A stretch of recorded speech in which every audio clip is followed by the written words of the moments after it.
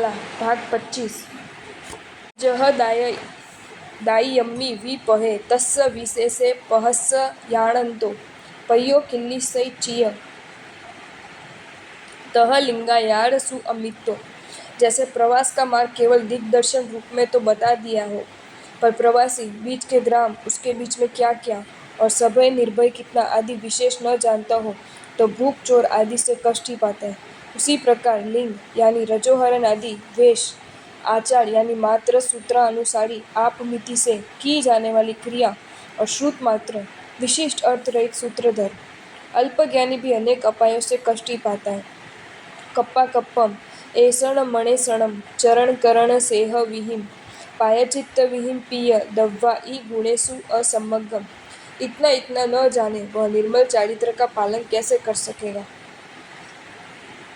जैसे kappa cup यानी साधु को कल्प्य अकल्प्य उचितानुचित या मास कल्प स्थविर कल्पादि यानी तदितर, ऐसम यानी गवेषणा ग्रहणेषणा ग्रासेषणा में निर्दोषता सदोषता, चरण मूल गुण महाव्रत आदि की चरण सित्तरी, करण यानी उत्तर गुण पिंड विशुद्धि आदि की चरण सित्तरी और सेह यानी दीक्षार्थी या नूतन दीक्षित को सामाचारी शिक्षण की क्रम विधि, उसमें आलोचना आदि प्रायश्चित विधि, ये किसे क्या देना और किस प्रकार करवाना ये विधि, वह भी द्रव्यादि गुणेशु द्रव्य क्षेत्र काल भाव के योग्य अयोग्य संयोगों में देह अदेह की समग्र विधि। भव्यायण विहिम उत्थावणम च अज्जा विहिम निर्वशेषम उत्सर्ग ववाय विहिम अयाण माणो कहिम जय उ। दीक्षा प्रदान विधि, उपस्थापना यानी महाव्रत आरोपण विधि, अज्जा विधि यानी साध्वी गण पालन विधि और संपूर्ण उत्सर्ग अपवाद विधि।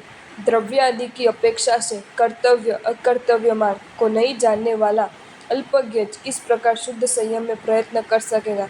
इससे ज्ञान का प्रयत्न करने जैसा और ज्ञानार्थी को गुरु आराध्य है। सिसायरिकमेण य जणेन गह्यायीं सिप्पसत्थायीं नज्जन्ति बहु विहायीं न चक्षुमित्ताणुसरियायीं।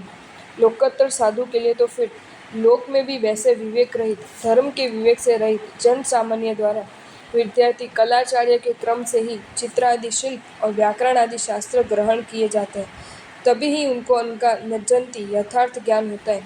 किंतु मात्र नयनों से अनेक प्रकार के शिल्प और शास्त्र देखे अर्थात स्वबुद्धि से ग्रहण करने से यथार्थ बोध नहीं होता। इससे ये निर्णित हुआ कि जह उज्जमियुं जाणई नाणी तव्व संजमे उवाय वियु तह चक्षुमित्थ दरिशण सामायरी न याणंती। ज्ञानी और तप संयम में उपाय वियु उससे आराधना में कुशल जिस प्रकार उज्जमियु सम्यक अनुष्ठान आराधना करना जानता है, ऐसे रीति से चक्षु से दूसरे की क्रिया देखकर देखा देखी क्रिया करने वाले सामाचारी आचरण करने वाले सम्यक अनुष्ठान करना नहीं जानते। इस प्रकार ज्ञान की प्रधानता श्रवण कर ज्ञान मात्र से संतुष्ट नहीं बनना, क्योंकि सिप्पाणी य सत्थाणी य जानंतो वि न य झुंझई जाऊ तेसी फलम न भुंजई इय अजयंतो जई नाणी। शिल्प और शास्त्र जानने वाला भी जो उस क्रिया में नहीं लगाता तो उसके द्रव्य लाभ आदि फल का भोग नहीं लगता। उसी प्रकार साधु ज्ञानी होने पर भी उस अनुसार क्रिया नहीं करे तो मोक्ष फल प्राप्त नहीं कर सकता। गारवतीय पड़िबद्धा संजम करणु जमी सी अंता निगंतून गणाओ विडंती पमायरणिनी।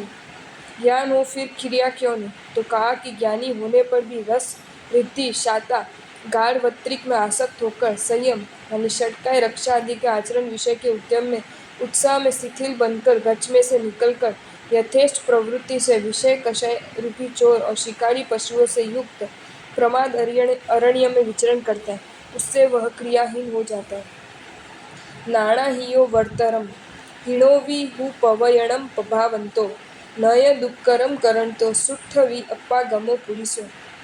चारित्र से हीन भी वाद व्याख्यान आदि से प्रवचन की प्रभावना करने वाले ज्ञानादि किए अच्छा है, किंतु दुष्कर तप करने वाले अल्पज्ञानी भी वैसा नहीं, क्योंकि अल्पज्ञ शास्त्र विधानों से अज्ञ होने से वास्तविकता से वह कितनी आराधना करे।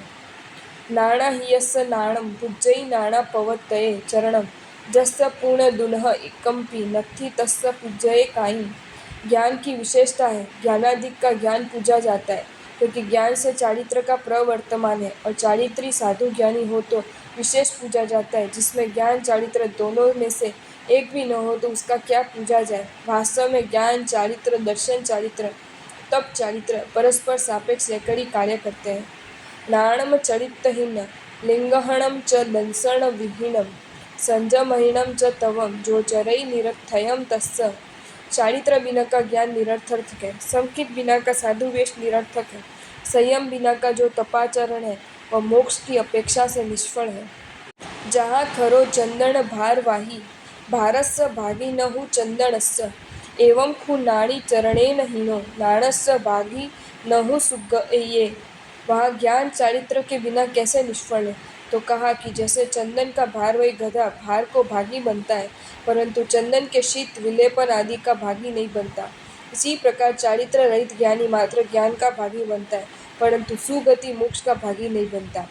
संपागड़ पड़ी सेवी कायेषु वयेषु जो न उच्चमयी पवेयण पाड़न परमो समत्तम कोमलम तस्य।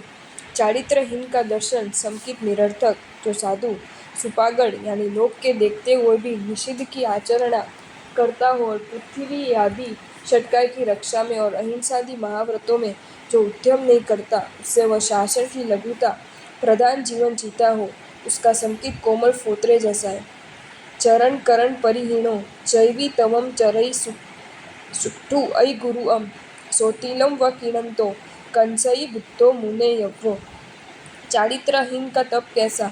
तो कहा कि चरण सिद्धरि के संयम बिना का जो कि 4 मास के उपवास आदि अति कष्टमय तप करता हो भी वह कंसिया यानी दर्पण से माप कर तल देखकर माप के बिना तेल खरीदने वाले ग्रामवासी के जैसा है।